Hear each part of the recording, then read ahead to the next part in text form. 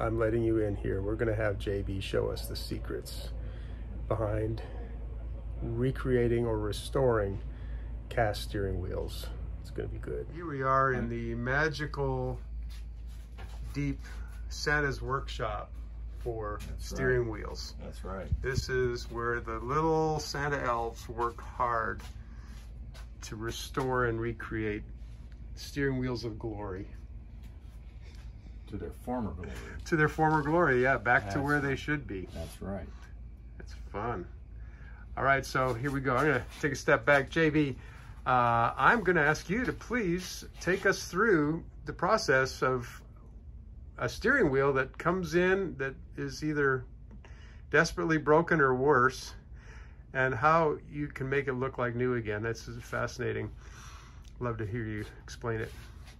Okay, well, we've got an example here of a wheel, pretty much representative of how they come in here. So you've got hundreds of cracks. Early on, what people would do is they would just fill all these cracks and paint it, and of course, within a matter of a short period of time, of course, the cracks just simply migrate back up to the top, and the wheel would be useless again. Because the material just doesn't have integrity, I guess. And no, you can't just slap Bondo over it or something and paint it. I mean, there are people who do that, but it doesn't work. And in the context of a really nice car, of course, we wouldn't want to do that anyway. So what we've done for now 35 years is we learned a long time ago that we need to strip them down, we need to straighten them. A lot of these wheels, because of the torture they've been going through over the years, is bent and twisted. So first of all, we got to get that out of it, because our tooling does not understand bent wheels. It has to be a straight wheel, just as original. So we're going to have to completely strip the wheel, white metal blast the ring, do any welding repairs that are required on the ring, and then make sure that the stainless bars are in proper alignment again, because when it goes back into the tool, it doesn't understand that this is lower than that one, and it must be exactly at the same height. This thing often is cocked, so we have to bring it back to level and plumb, and so that when it goes back on the car, everything works properly. Okay. So we strip the core, get rid of all the old plastic, and then we cast it in a vacuum so that we don't have any air entrapment. We have a large vacuum chamber that allows us to draw all of the air bubbles out of it, even some of the micro-sized air bubbles, so that when we sand it, we don't have a bunch of bubbles in the casting. That's really important too. Do you have an example of one that's been kind of stripped back, what that would look like? Right at the moment, yeah, we have one over here. Here's a Packard that's been straightened. What era Packard would this be? Mid-30s, 37, 38. Okay. Probably a big series. Okay. And as you can see, we have to these are all been polished. These crossbars have been plated and returned. Yeah. This whole wheel, first of all, had to be completely disassembled. So all of these welds had to be ground off, and all of the spokes have to come out.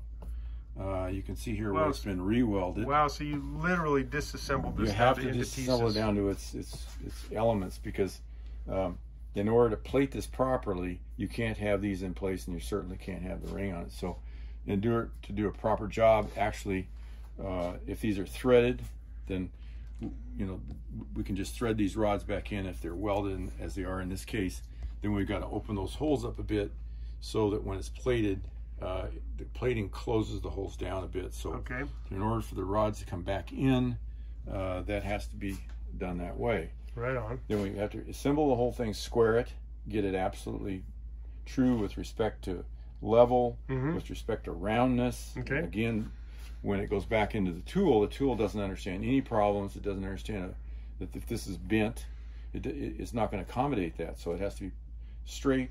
It also has to be the proper diameter. We actually have some wheels that were cast so close to the surface that they don't even accommodate recasting. So we have to actually downsize the rod in some instances, and actually in some cases actually make a new ring such that it'll go back into the tooling. So there's a lot of things that have to be done, and of course we really don't know how much is going to have to be done until we actually get the wheel itself. So it's a little bit of a guessing game in terms of pricing as to what amount of work is what's going to be involved in doing it properly. Right. So so tell me about the tell me why you're painting part of this. Well, it's a translucent wheel, so if you were to look through a translucent wheel at, let's say, the bare metal, it would look like gray, and in that case, of course, it wouldn't be proper.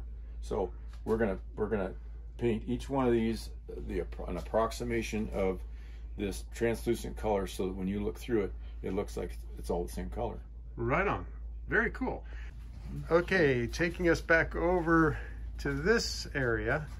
Okay. This one looks like, we were just talking about how the air bubbles need to come out of the resin and you put it in a vacuum. And so I guess that's where this is, the status of this one? This has just come out of the vacuum chamber. Okay. And as you notice, there's still some of the remnants of the casting. It comes out with a bit of flash on each side because of the way the mold is configured. Okay. But the basic overall shape is here, and you notice there's no air bubbles in it.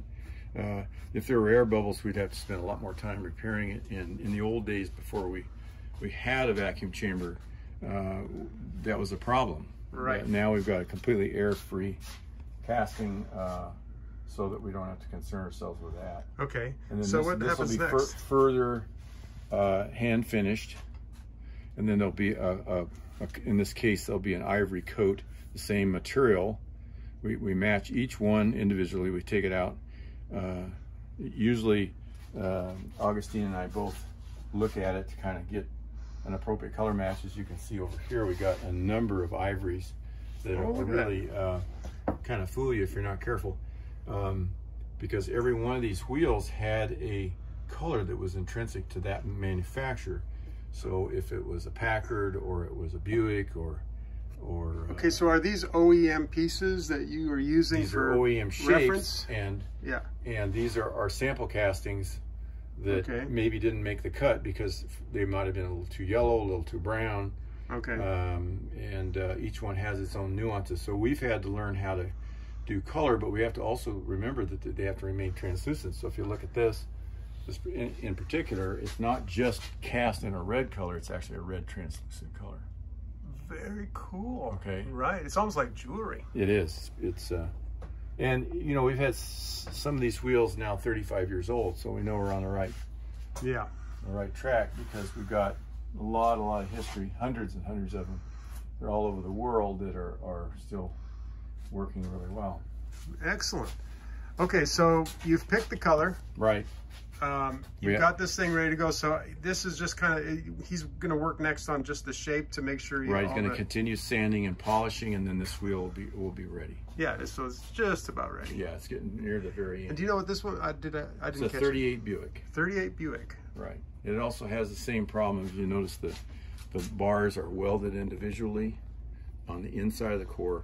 Right, so they have to be re-welded. The whole thing has to be disassembled, reassembled.